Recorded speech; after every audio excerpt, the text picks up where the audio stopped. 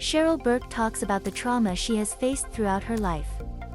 In the latest episode of Facebook Watch's Red Table Talk, the 38-year-old Dancing with the Stars professional recounts his personal history of abuse and toxic relationships. It all started when she was 2 years old, when her parents divorced, Burke says.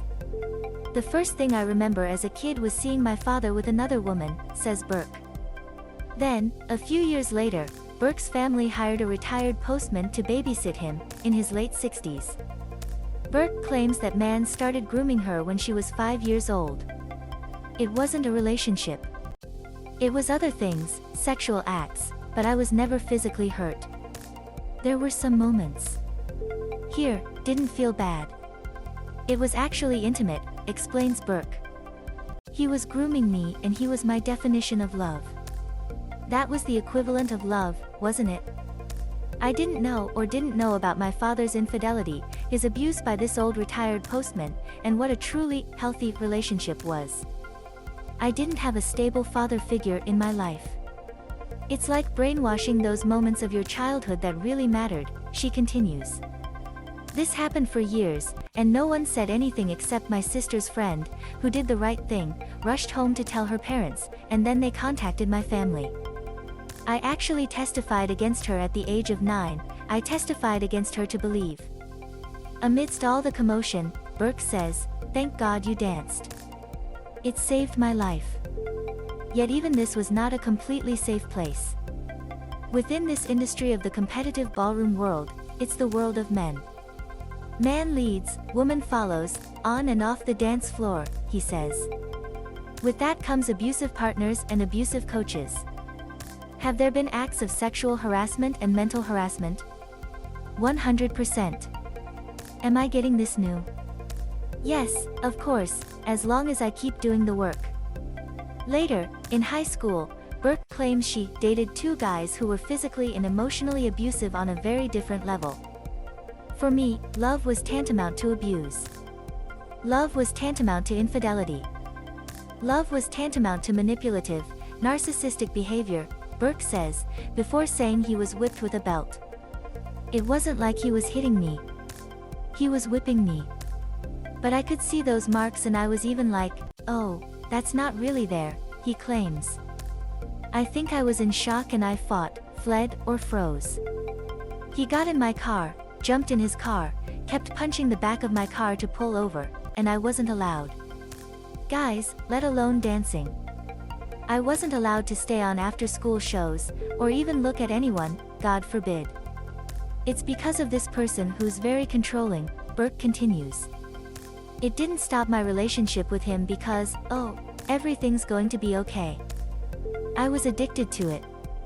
That's what I'm trying to reprogram in my brain, that constant adrenaline rush I'm addicted to. It's not sustainable." As Burke has said before, this pattern of harassment didn't stop until she started dating her now ex-husband Matthew Lawrence in 2006.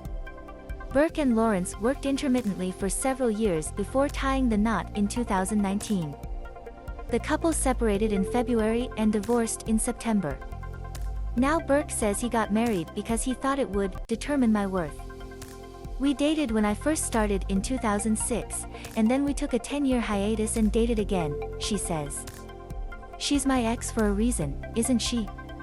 But at the same time, I guess, for me, and it has nothing to do with my ex, I wanted to see if I could get married because there was a lot of this internal stuff. Am I good enough?" Finally, Burke says, "There's also a point where I have to put myself first. I owe it to myself." Burke is determined to maintain his 4 years of sobriety as he embarks on his new chapter, though it's not always easy. "It's not easy right now. Especially during this divorce," she says, to stay sober. "I didn't ask for that. You know, my parents divorced and I would have loved to have divorced. That wasn't the plan, certainly. I'm not proud of it.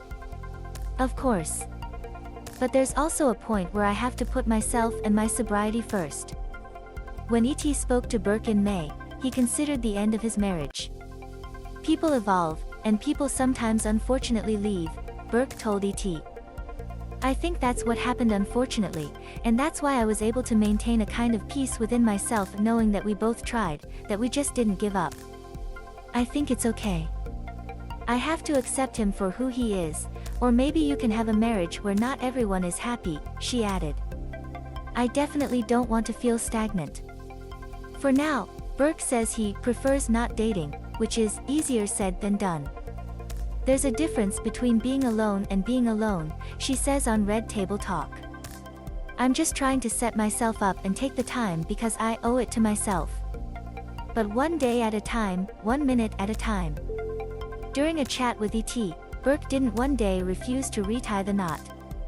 I miss computability, just being with another human being. Solitude. There are definitely moments when you're sad, brooding, and just wish you could share your life with someone. I'm definitely not saying I'll never marry again. Get the ET newsletter by signing up. Email you agree to our terms of use and privacy policy. Related content. DWTS, Sam Champion and Cheryl Burke eliminated amid legal battle with former Matthew Lawrence. This video is unavailable because we were unable to upload a message from our sponsors. If you are using ad blocking software, please disable it and reload the page. Cheryl Burke says she was whipped with a belt by her high school boyfriend.